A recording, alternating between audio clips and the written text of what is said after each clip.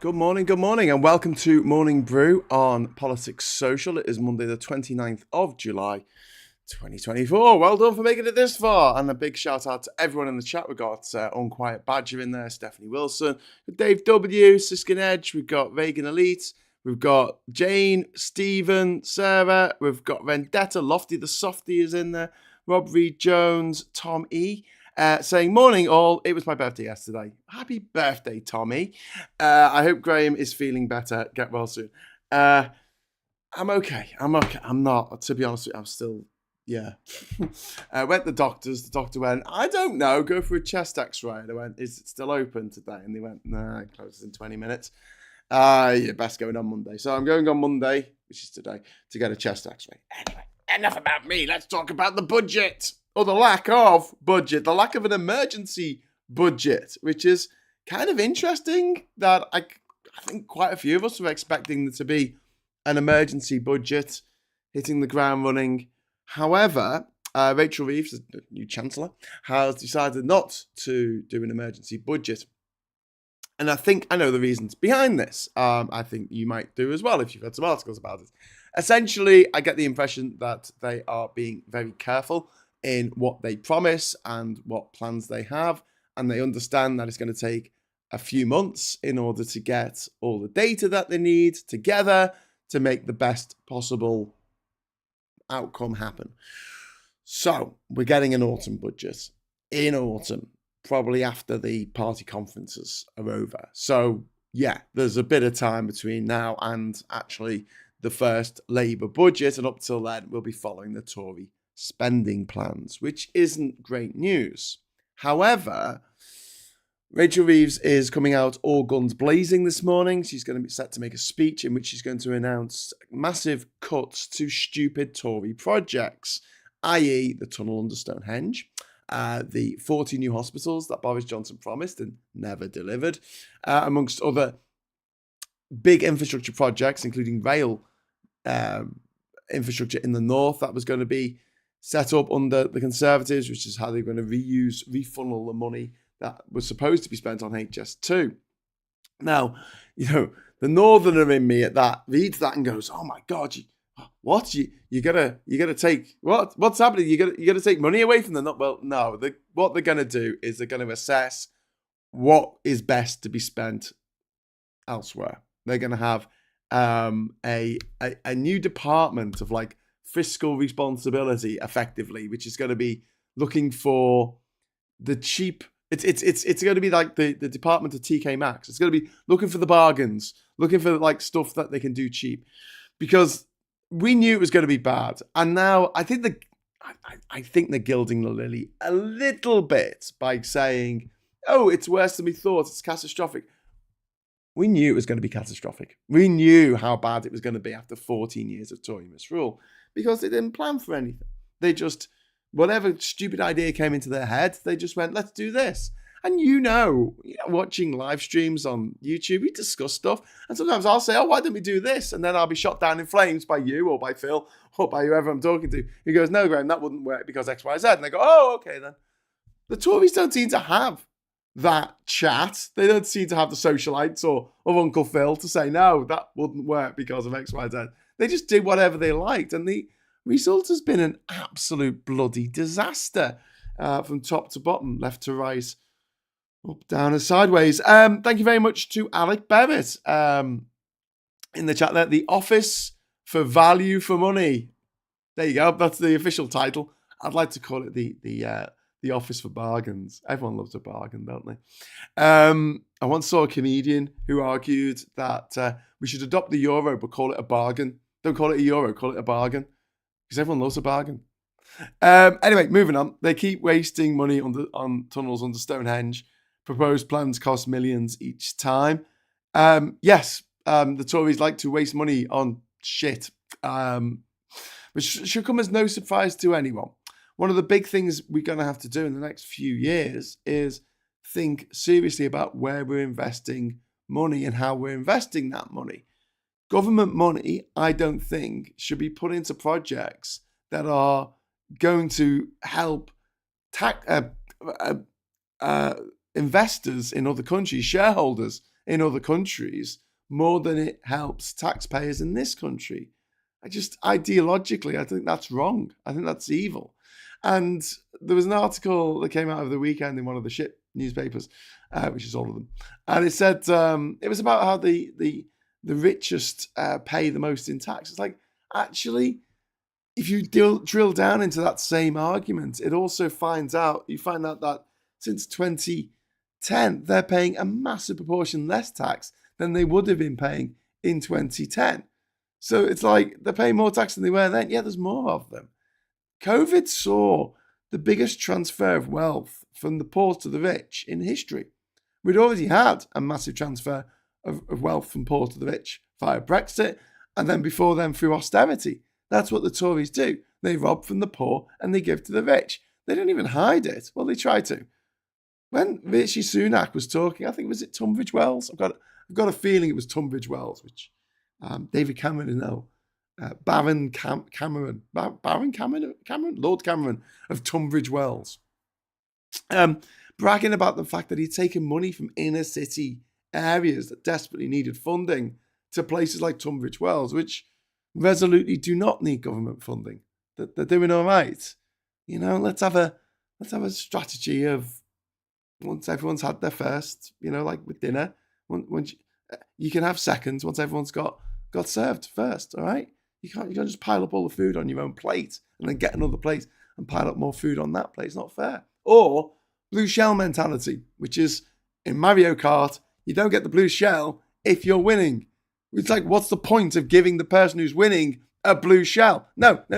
You give it to the person who's losing. You give it to the person who's coming last, so they can hopefully get ahead by the resultant explosion of whoever's in first. Xram Razik, thank you very much for the super chat. Where will the tax rises be coming from? I'll come to that in a moment. After One Angry Pagan, thank you very much for your £2 super chat. Yes, unlawful Stonehenge tunnel gone. So that's out of here. Bye-bye, Stonehenge tunnel. So anyway, yes, where are the taxes coming from? So taxes will rise, and Labour made no secret of this. They didn't say there were going to be no tax rises full stop. They said there were going to be no tax rises for the squeezed middle and for the people on lowest incomes. It's going to be on the rich. They're going to tax the rich more. That is the plan. And that is a plan that I feel like everyone who's not rich can get behind. Well, there are some weird simps who are like, I'm not rich, but one day I'd like to be. And when I am, I don't want the government taking 40%. They're weird. Whatever. I don't care. Like, it's just, one of those things. Duke Vengeance. It's not just a button that Starmer can press to take us back to the EU. It's not like Homer's workstation where he's just slamming buttons to negate the nuclear meltdown. Yes, we've discussed this on the channel many times, but getting us back into the EU is a long-term project.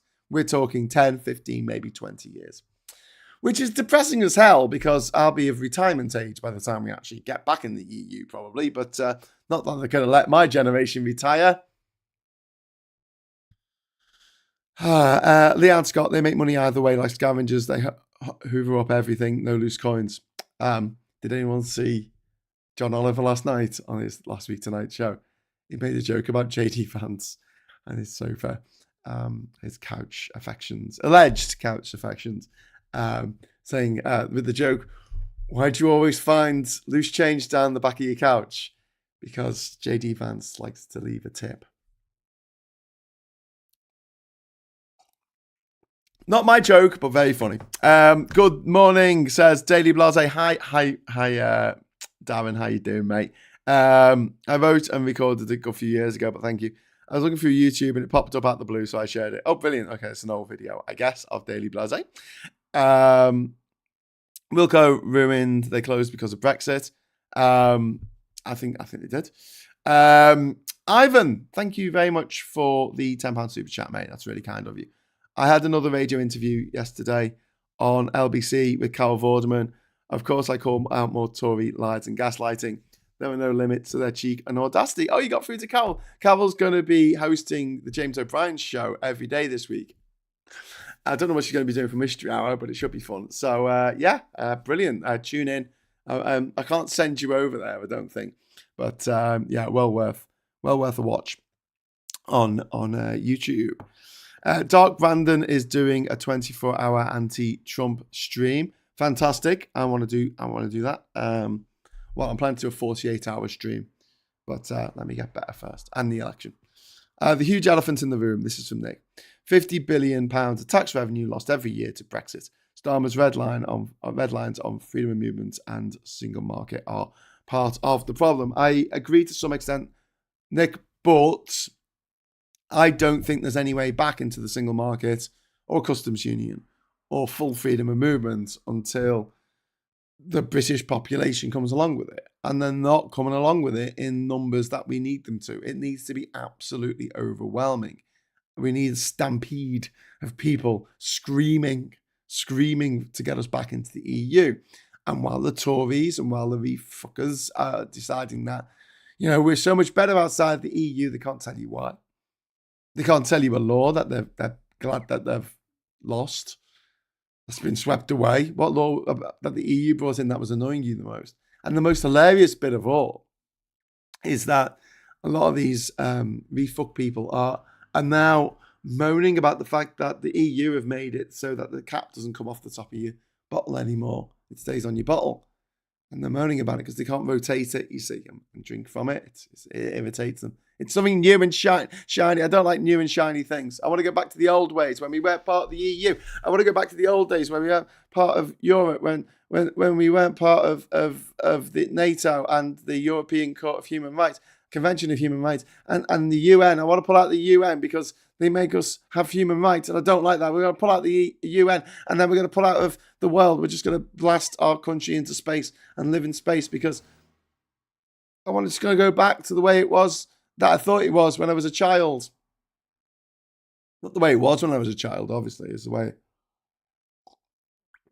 I thought it was. But yeah, until you get those Tories on side, those Brexiters on side, on the whole plan of getting back into the EU, it's going to have to be piecemeal. It's going to be softly, catchy monkey. And one of the things that we know that Starmer's working on with David Lammy is further negotiations. They want to renegotiate the exit agreement with the EU because our idiots in charge, the aristocrats who were in charge when we did leave the EU, including Lord Frost, who decided that his deal was awful and has done nothing but moan about the deal that he negotiated ever since he negotiated it. They've said, it was an oven-ready deal. It was wonderful. It was the bee's knees, and then it turned out to not be so good. Funny that, but Labour want to renegotiate it because the aristocrats they just bent over and said, you can do anything you want. They said that to not just the EU, but they also said that to Canada, to New Zealand, to Australia. In fact, they would have said it, Boris Johnson would have said it to America if Donald Trump had gone through with his trade deal that he wanted to do with the UK, which would have been disastrous for the UK. People don't go in for a trade deal because they want to buy things, except for the UK, obviously. They go in because they want to sell things, and they want to sell things exclusively to you and not let you have other people's stuff, and they want to sell you stuff that is the worst possible quality that they can get away with and still sell it legally. Yeah. Oh dear, that is funny. Says Leon Scott. I thought it was quite funny as well. I haven't listened to LBC since they disappeared Sangeeta. Since Gallifrey and Rent, that's understandable. Sangeeta's back on Twitter, by the way, and on Threads. So if you want to hear what she's got to say, you can still follow her.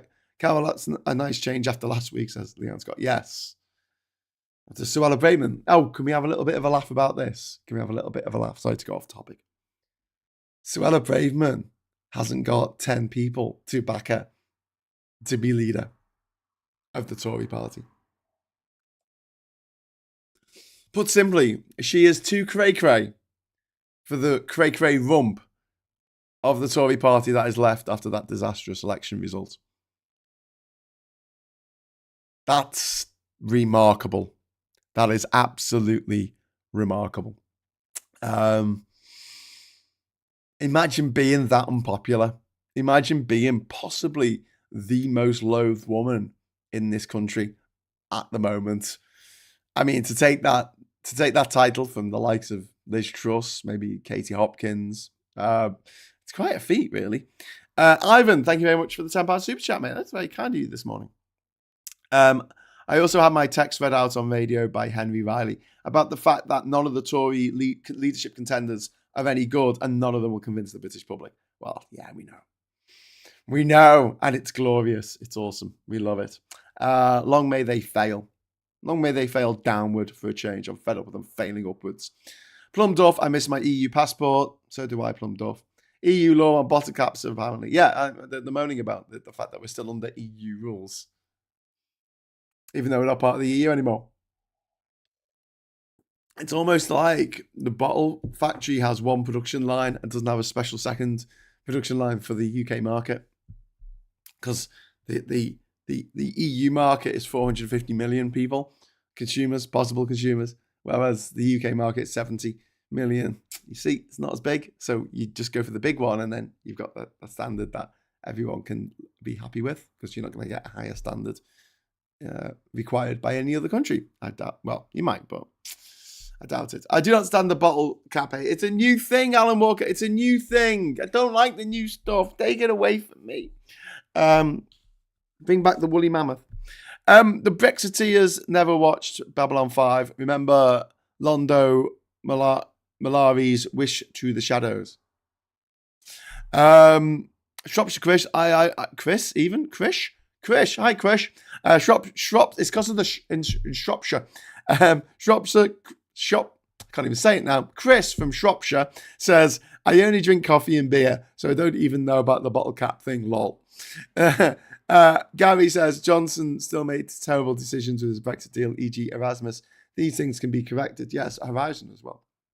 So we pulled out of Horizon. We pulled out of Erasmus, which we might be going back into under Labour. But also, we put the border into the EU for some goods in the Irish Sea between Great Britain, the island of Great Britain, and the island of Ireland, which means there is an international border between one of the four constituent parts of the UK and the rest of the UK, and the other three. But also Gibraltar, which voted 98% to stay in the EU, because obvious. They're actually building the infrastructure for a hard border at Gibraltar, because no deal was come up with between the UK and the EU. They had a kind of open border thing going on, and the plan was that Gibraltar would join the Schengen area, and that was supposed to go through, and everyone thought it had gone through, but apparently the Brexiters were upset about it because it sounded a bit too much like freedom of movement. And so that's going to be a problem for Gibraltar, and it might, crazy as this may seem, push Gibraltar into declaring independence. Now, as someone who actually bothered to do the homework, which, doesn't sound like something I would do, but it is, I went to Gibraltar to talk to the government there back in 2019 as part of our Three Blokes in the Pub series, and they told me something quite interesting. The representative I spoke to, who was a lawyer, barrister actually, he told me something very interesting. Apparently, Gibraltar can't claim independence. It can't claim independence. It's not allowed to, because of the treaty of, I don't know, Utrecht, 1615, maybe. I mean, it's a really, really old treaty. Was it 1615? 1748. I don't know. Treaty of Westphalia. One of those old big European treaties from back in the day, which gave the Rock of Gibraltar to the UK, or to Britain. But it said that they couldn't get independence. If they wanted to be independent, they had to basically hand themselves over to Spain to be run by Spain. Because that's what's in the treaty that still seems to be in effect from 300, 400 years ago. I don't know.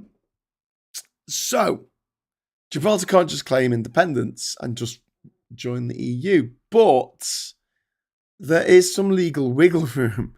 I don't know how well this will go down with the people who live in Gibraltar who still want to be British, but there is a possibility of it becoming an European Union state. So it's not an independent state, so that gets around the treaty.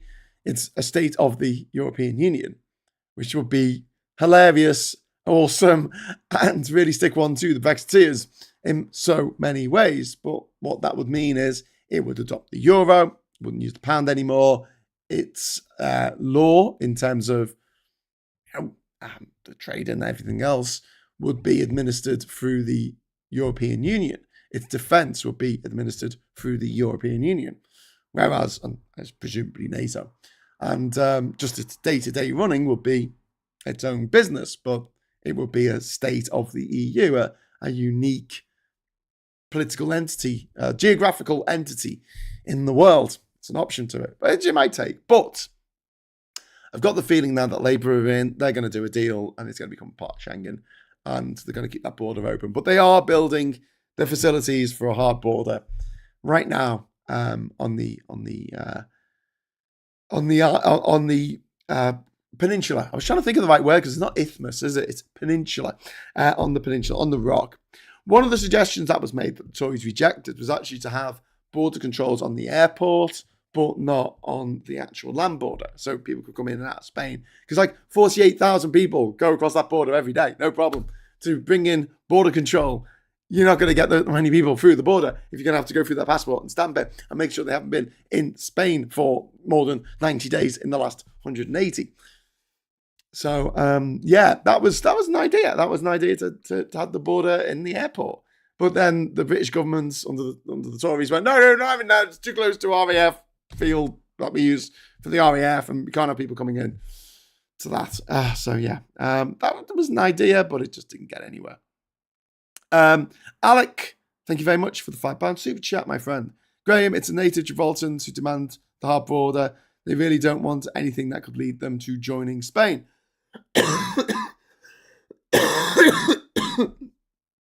Hang on. Give me one sec.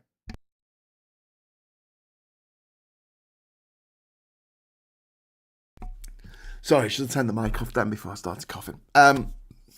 Alec, yes, there are native Gibraltarians who really, really don't want to be part of Spain, but they also want to really, really keep that border open. So it's one of those Brexit things that no one thought would happen, like having to have a border on the island of Ireland, which was would have broken the Good Friday Agreement. They don't want to be Spanish. I know they don't want to be Spanish. I've been to Gibraltar a few times, and they're more British than the British. They have pictures of the Queen on the wall. Well, probably not the Queen anymore, but they've got pictures of the King on the wall in like shops and stuff, which you don't really have in England. That doesn't really happen. But yes, backlot of Grey Studios. I wish Yorkshire could be a European state, says Cyrus. Oh, you'd have to export a lot of Yorkshiremen in order to make that happen, I think. After the football final, I think all Gibraltar community wants to be in Spanish. Flying into Gibraltar can be a bit dicey, especially if it's windy. That's unplumbed off. One of my children went to Spain on Erasmus for a degree. She wants to get in, get a first, bless her. Oh, brilliant. That's fantastic. Loopholes are loopholes, says Leanne Scott. Yes, they are. I always wondered about Spain's attitude to Gibraltar compared with Ceuta and Melilla. Yes. So there's two exclaves of Spain that lie on the other side of the Mediterranean, on the other rock. What was it? The Pillars of Hercules. Ceuta is the other Pillar of Hercules. Pardon me if I'm pronouncing that wrong. You can correct me in the chat. But Ceuta is part of Spain. So you can get a boat from Spain, from Andalusia. I forgot the name of the port now. Over to Ceuta, and you don't have to get stamped in or out. You just go out, and then around Ceuta is basically a wall, a fence, a barbed wire fence, separating it from the rest of Morocco. So it's a little bit hypocritical of the Spanish to be going, well, this part of should be our country, but they've got a bit of someone else's country just to a few tens of miles away. Gibraltar has a right to self-determination under the UN Charter. They have their own language. Lanito.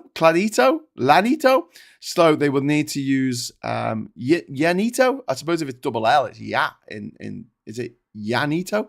Or so will they need to vote independence in a referendum? According to the people I met in Gibraltar, they can't get independence that easily because of the Treaty of Utrecht. I think it was the Treaty of Utrecht. I might be wrong. Check look it up. Tell me in the chat. Blue Badge of 88. If you put Charles or mock the gammon and royalties of the Queen somewhere on the UK euro, I'm sure no one will note the difference. I just think that you could just peg the UK pound to the euro, like what they do with the West African and Central African CFA. It's just pegged to the euro. So the euro goes up, the West African CFA goes up. Gibraltar has I've read that one. Graham Melia, pronounced like Melia. Okay. God went to Yorkshire to sample beer and said, "This is real ale, heavenly place." That's from Jenny. Jeannie, sorry. I remember flying into Malta in 1979. I thought we were going to land on the sea. That's from Captain Bart Roberts. Stephanie Wilson, the Treaty of Utrecht, 1713. Gibraltar was ceded to Britain. This treaty was renewed again in 1763 by the Treaty of Paris, and then in 1783 by the Treaty of Versailles. So there you go. It was the Treaty of Utrecht. Thank you. I'm here all week. Hey, we better get going because Carol's going to be on the radio in a few minutes. I know they have the adverts and then a bit of a they have the news and then the adverts, don't they? So let's quickly go and have a quick look at the papers. Right? I hope I haven't missed any super chats. Let me know if I missed the super chats. Let's go and have a quick look at the papers. Israel to retaliate against Hezbollah. This is about Hezbollah attacking the Golan Heights. Not great. Could lead to all-out war with Lebanon. It's the last thing we need. And then we've got a silver for Peaty. This is Adam Peaty, Great Britain swimmer, who's hoping to get 3 gold medals in a row in 3 different Olympics, and he was off by 0.02 of a second. Wow. And there you go. Adam Peaty just misses out on historic trouble by like 0.02 of a second. Labour fast tracks renationalisation of rail network. This is a story of Transport Secretary Louise Hay? Is it Hay or High?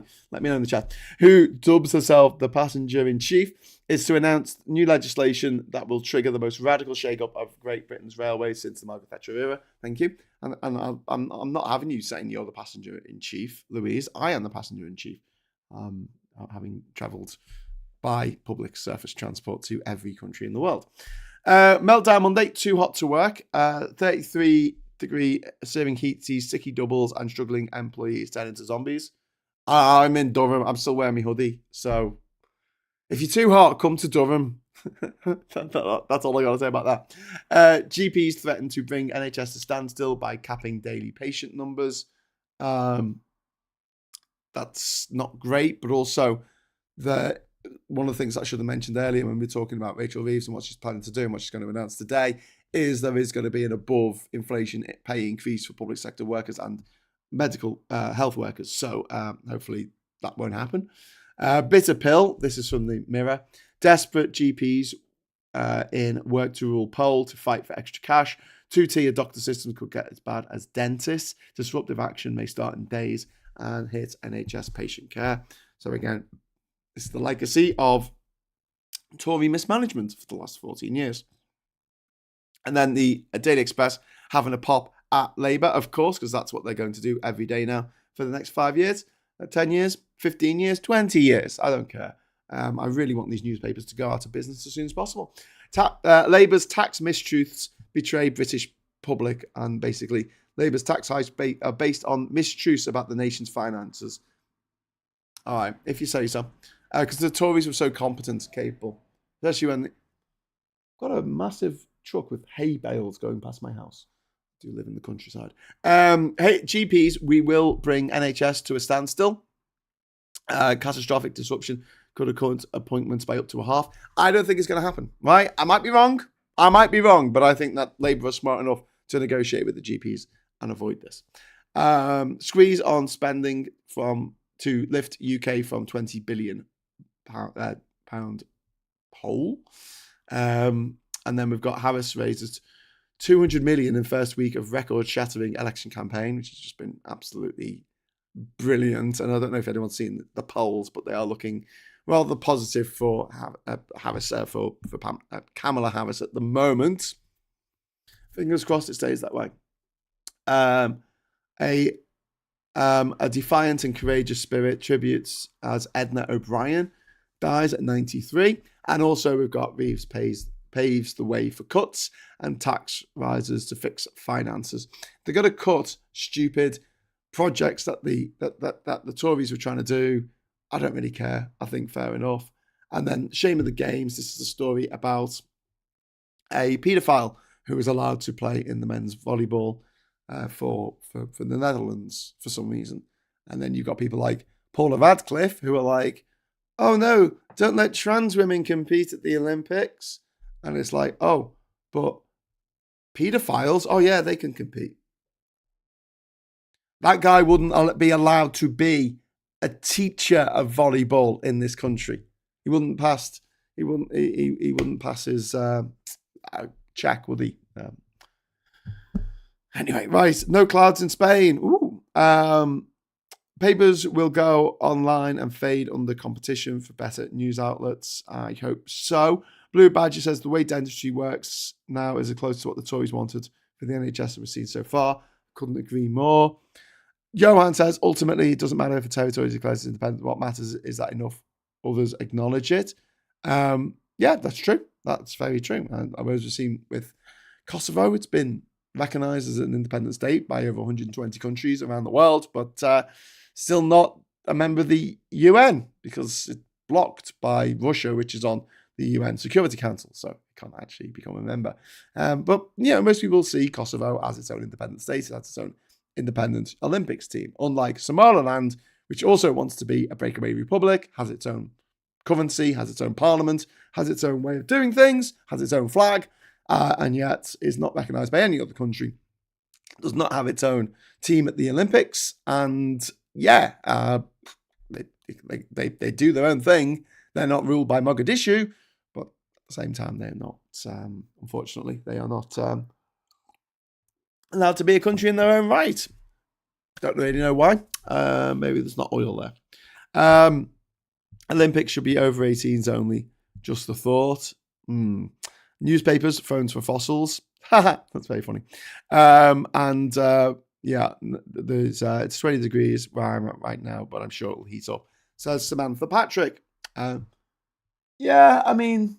It's looking like it should be a nice day here in Durham. So, maybe later I might actually think about taking my hoodie off. Right, going to leave you in the capable hands of Carol Vorderman now. I'll be back at 8 o'clock tonight for Stateside, where we're going to be talking a lot about Kamala Harris, how she has hit the ground running, and what trouble lies in store. We might be talking about JD Vance as well, and his spectacularly low popularity rating, which is -6, which is quite remarkable. That is like devastatingly low. The average since 2000 for vice presidential picks has been +11. It's been the average. Yeah, really, really bad. Really bad. Anyway, so yes, thank you very much for the chat. Thanks for the super chat. Like I say, I'll be back at 8 o'clock tonight. And until then, I'll say thank you so much for watching. I'm still drinking the Lemsip, so give us a like on the way out. And until next time, I'll say hello, good evening, welcome, and goodbye.